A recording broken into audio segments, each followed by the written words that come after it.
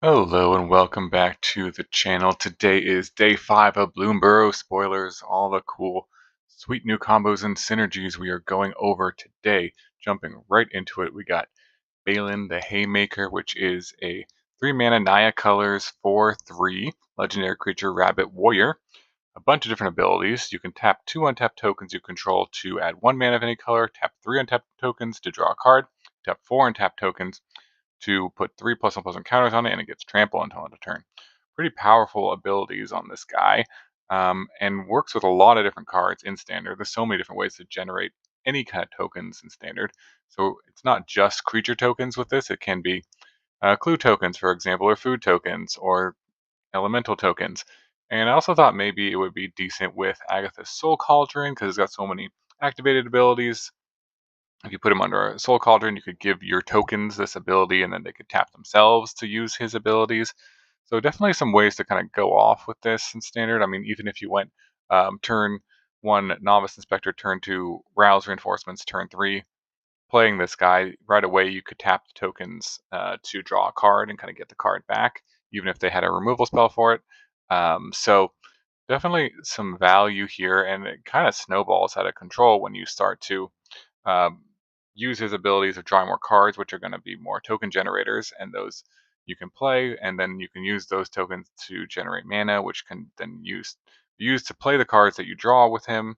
So you can kind of snowball pretty quickly with this guy, and then of course you could just pump himself up pretty big as well every turn, which is definitely powerful.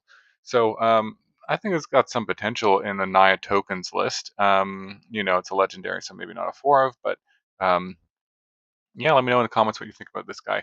Definitely some powerful stuff going on with Balin the Haymaker. All right, next up we've got the Valley Floodcaller, which is a 3 mana 2/2 Otter Wizard with Flash, and it says you can cast non-creature spells as though they had Flash. Whenever you cast a non-creature spell, birds, frogs, otters, and rats you control get +1/+1 until end of turn, and you untap them. So pretty key that you get to untap all your stuff. Well, birds, frogs, otters, and rats with this, kind of similar to Jeskai Ascendancy, the first mode there to give them all +1/+1 and untap your creatures. This is specific to birds, frogs, otters, and rats, but it itself will get to untap if you play a non-creature spell. So there is some infinite combo potential here. It's kind of the similar ones of Jeskai Ascendancy if you have Retraction, Helix, and a 0 mana artifact.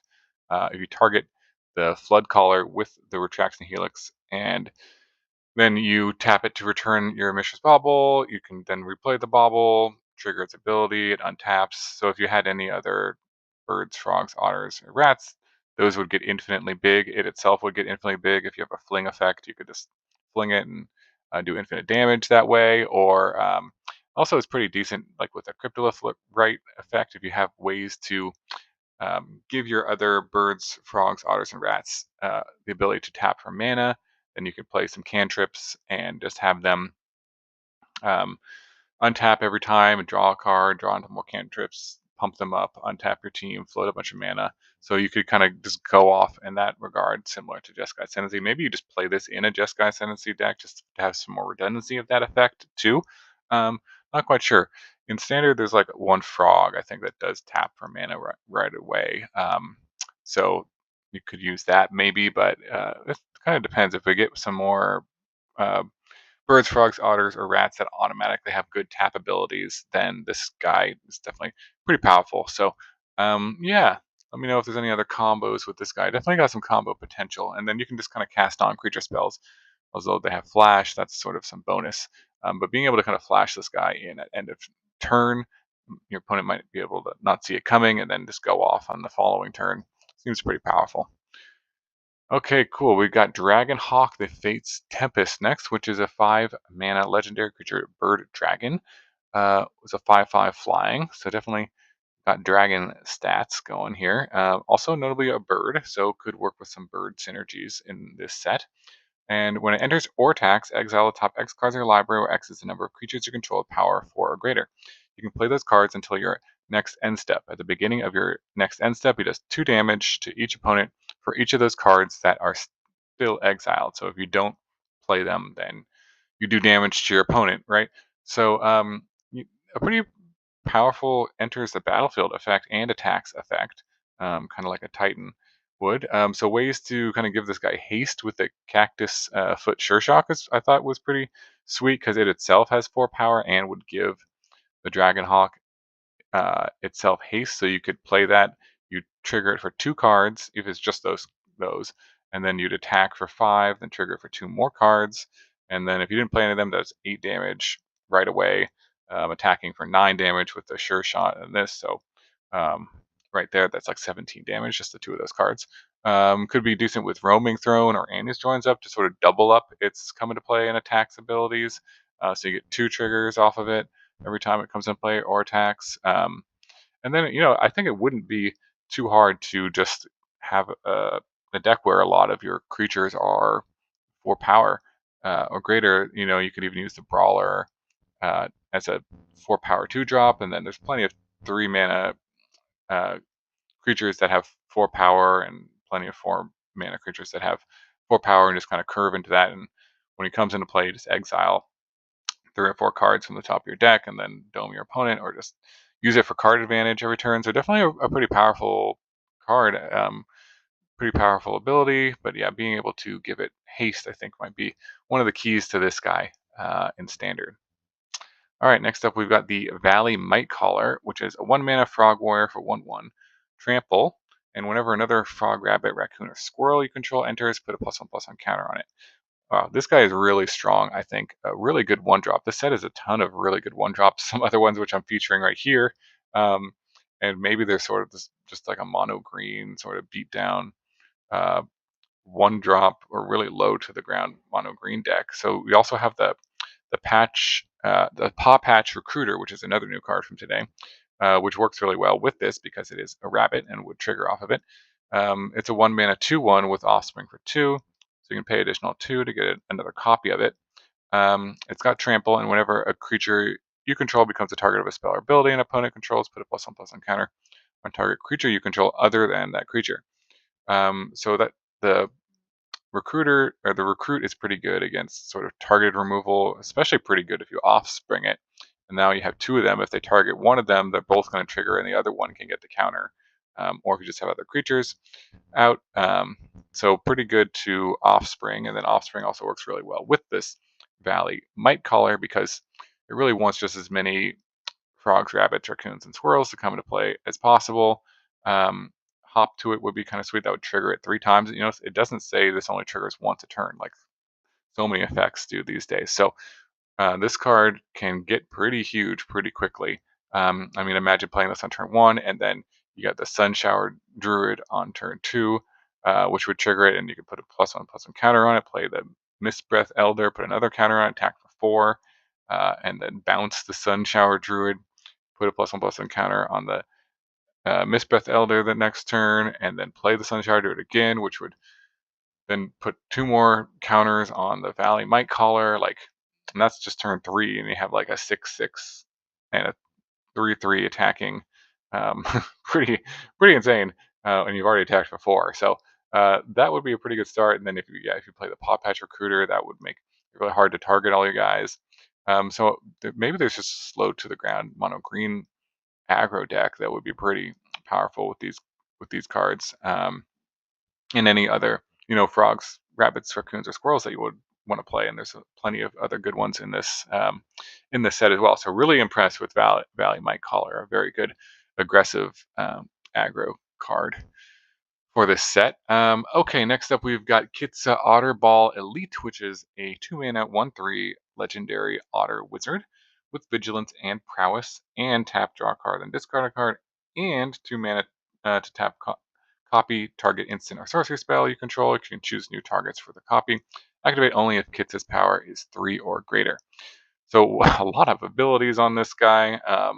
Again, it could be good with Agus's Soul Cauldron to have this underneath to put it on any creature. But what I was thinking about with this guy was it's kind of sweet because he has prowess, so that the first spell you cast, say you played a cantrip, that would trigger prowess, and now its power will be 2. But then the third spell you cast, say it was a Wizard's Lightning, because it is a wizard, which could be relevant for older formats, would also trigger prowess, and that would resolve first. Then its power would be 3. Then you could tap it and copy the wizard's lightning, for example.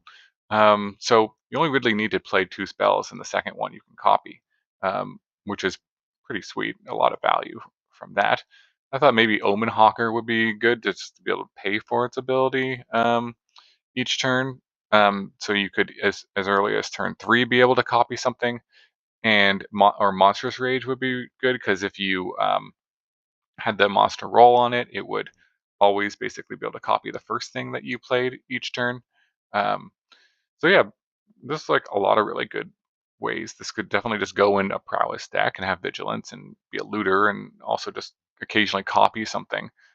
There's infinite potential with the dramatic reversal, things that untap everything. So if you had the Omen Hawker or two mana dorks, things that could generate 2 mana that tapped it for 2 mana, you can if you copy the dramatic reversal, um, it would untap the Omen Hawker and the Kitsa, and then you could just do it again by copying the dramatic reversal, which would then untap them, and then so you could get kind of infinite copies of something. And then I'm sure there's some payoffs for copying a bunch of spells that you could use to finish the game with that. So some infinite combo potential as well, but I think just kind of a value card as well. This card seems very powerful, and of course it's also an Otter, so it works with all the Otter synergies in this set too. So a lot of good stuff going on here. I can definitely see this seeing play in a bunch of different decks in Standard.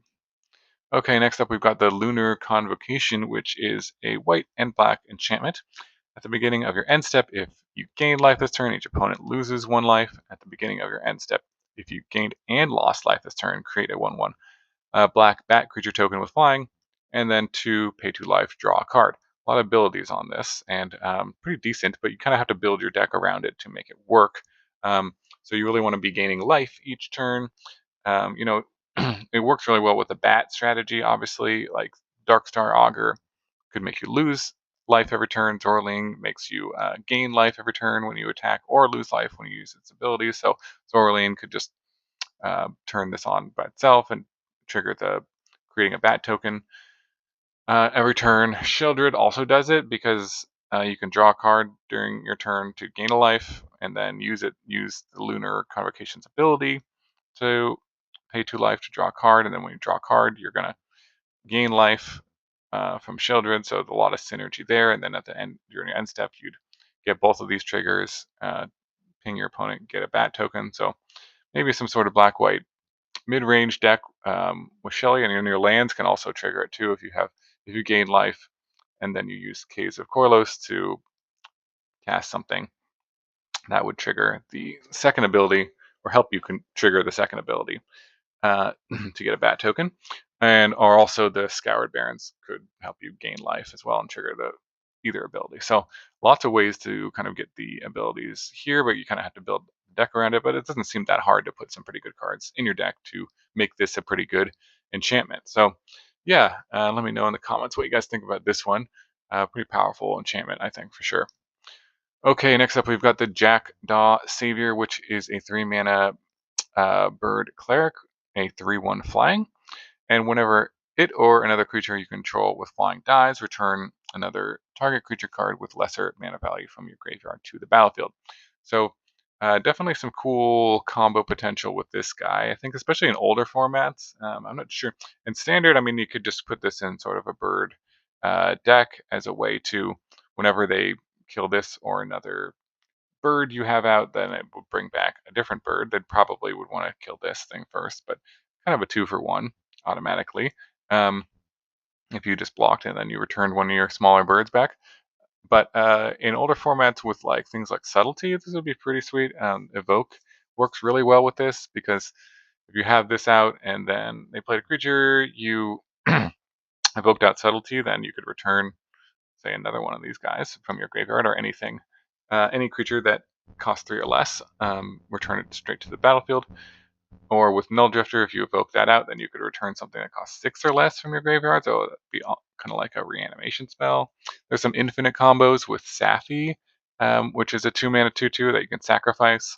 It says when target creature is put into a graveyard this turn, return that card to the battlefield. So if you have a 3-mana flyer out, for example, Subtlety or any other creature that costs 3 or more, um, you can sacrifice the Sappy, target the 3-mana flyer, and then if you have a sacrifice outlet, you could sacrifice the 3-mana flyer to return the Sappy, and then that would return when the flyer would die, it would also return because of Sappy's ability, and then you could just loop that over and over again. So there's definitely infinite combos. They're kind of like all like 4-card combos, but they exist, and maybe that would be a thing. Yeah, let me know if there's any combos I'm missing with this guy. Seems like he could be just pretty good value card as well as some kind of cool combo potential. All right, next up we have got the Rotten Mouth Viper. Definitely needs a mint or something to check his mouth. But he's a 6-mana 6/6 with an elemental snake. And at the additional cost to cast it, you can sacrifice any number of non-land permanents, and it costs 1 less to cast for each permanent sacrificed this way. So he enters the battlefield or attacks, you put a blight counter on it, and then for each blight counter, each opponent loses 4 life unless they sacrifice a non-land permanent or discard a card. So kind of this Punisher effect, as they call it. They get to choose kind of how they want to use that downside. But anything that can kind of reduce the cost of something has some potential to be quite powerful. Um, you know, in standard, again, we have a lot of ways just to generate tokens and things that you would want to sacrifice. Novice Inspector would kind of reduce this card cost by 2. You could sacrifice it and the clue token that it makes, or Carrot Cake, I thought would be a nice one because you actively want to sacrifice Carrot Cake. Um, and then in older formats, any kind of 0-mana artifacts would be able to, you could use that to kind of ritual this guy out quicker. I don't know if that would be worth it, but you could. Um, and just sacrifice those to get to play it out on turn 1 or turn 2 pretty quickly. And then I thought it would be pretty nice with Roaming Throne here because being able to double its come into play ability is pretty strong because it kind of snowballs. If they don't have a removal spell for this guy, it really will kind of snowball the game because when it comes into play, you get 1 counter on it, and then it says for each blight counter on it, they have to do lose 4 life or sacrifice online permanent, discard a card. But if you had a Roaming Thrown out and you played this, then they would have to do it. The ability would trigger once, so they'd get 1 blight counter on it, and they'd have to choose 4 life or a permanent or discard a card, and then it would trigger again, and they get another counter on it, and then they'd have to choose twice 4 life or sacrifice an online permanent or discard a card. And then if you attacked with it the next turn, it would with a Roaming Thrown out, it would trigger again twice, but then it would go to 3 and to 4 basically, and then they'd have to do that 3 times or 4 times. So it really could snowball pretty quickly. Other ways to kind of give this guy haste is pretty good as well, obviously.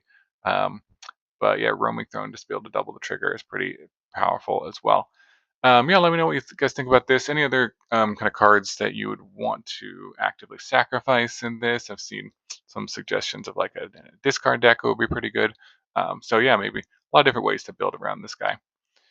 All right, and next up we've got the Stormbreaker, which is a 4-mana 1/4 Otter wizard with haste, and whenever you cast an instant or sorcery spell, create a token that's a copy of it. Exile that token at the beginning of next end step. So this card is like certainly designed to be a combo card, basically. You would never just play this as a 4-mana 1/4 with haste without really trying to go off. So you really need to cast up to 5 spells with this guy. To get a ton of value out of it, because each one will create a copy of it, and then if you cast another spell, both of those would trigger, and then you'd get 4 of those, and 8 of them, then 16 of them, then 32 Stormbreakers. So you really want to cast a bunch of spells on the same turn, hence the name Stormbreaker. So the kind of in standard, we have plot cards, which could be okay. I also thought it would be kind of sweet with Delny because it would double trigger if you played Delny on 3 of this on 4, and then you casted a plot card, then it would double trigger, and then that could be some way to kind of go off with this guy a little bit easier. Older formats, there's some free mana, or you could pay 0 mana there. Gut Shot, and I think there's a pump spell. There's probably some other ones. I think, let me know in the comments below what the other, there's some free instants and sorceries that you can just pay Phyrexian mana for um, as well. So maybe you could kind of use that to kind of start to go off with Stormbreaker, because you do need 5 spells, but maybe not impossible to do with Stormbreaker just to get a lethal attack, and it does kind of win the game the turn you'd play it. So I saw someone suggest Insidious Roots with this as well, because then the copies can tap for mana themselves to keep casting cantrips. I mean, you could kind of play this guy and hope he doesn't die, and then turn 5, play 5 cantrips, and just win that way. So that's certainly an option, potentially. But yeah, we know all the cool combos with this guy. There's probably infinite different cool things, but we'll have to kind of sort through and see what we got. All right, next up we have Fabled Passage, which is a reprint. You can sacrifice it to search your library for a basic land card, put it into the battlefield tapped, then shuffle. Then if you have 4 or more lands, you untap that land. So pretty good fetch land sort of ability here, which actually works with quite a few cards in Standard. We do have some landfall stuff going on in Standard with the Iridescent Vine Lasher coming to Standard soon. We already got Nissa, which really wants you to landfall twice to get its ability. By the way, Nissa searches up elementals, which all of these there's a lot of pretty good elementals in Bloomburrow. So I think Nissa could go up in stock here. It'd be quite good. But so we got Nissa, and it also would trigger Descended as well. So having fetch lands or some sort of a type of a fetch land can be quite good. There's also, ways of sort of bringing back lands. There was that sort of combo deck. I don't know if that would make this relevant, because those lands kind of triggered even if they came into play tapped. But Fabled Passage, I think, would definitely see some play in any sort of landfall deck strategy. So also just decent mana fixer as well. So good to see it back. Okay, and next up we've got the Hidden Grotto, which is another land. This was spoiled earlier. I kind of overlooked this card when I first saw it, because I thought it said Scry 1 when it comes into play, but it's actually Surveil 1, which is different. Pretty good, again, for any graveyard strategies.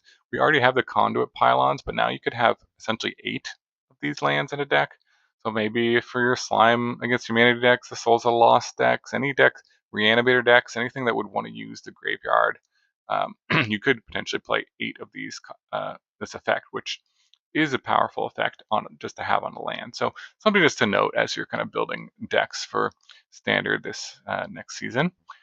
And then last up, we've got the Reptilian Recruiter, which is an uncommon, but it's 5 mana for 4/2 Lizard Warrior with Trample, and when it enters, choose target creature if that creature's power is 2 or less, or if you control another lizard, gain control of that creature until end of turn, untap it, and it gains haste until end of turn.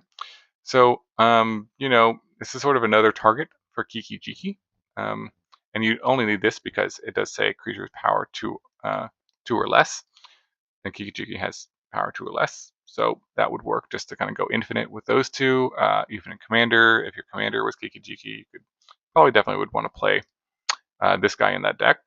And then in Standard, we've got Geared, which can go infinite with this if you make a token copy of this guy. And there's, a few ways in Standard to make token copies of your creatures. So if you had a token copy of it, then you could tap the Geared to make a copy of the token copy. That would come into play. You could untap the Geared, tap the Geared to make a token copy of it. I would untap the Geared. So go infinite, basically make infinite Reptilian Recruiters. That could be fun. Sort of janky Standard combo deck. So yeah, let me know if there's any other combos I'm missing, but those seem like the two most obvious to me.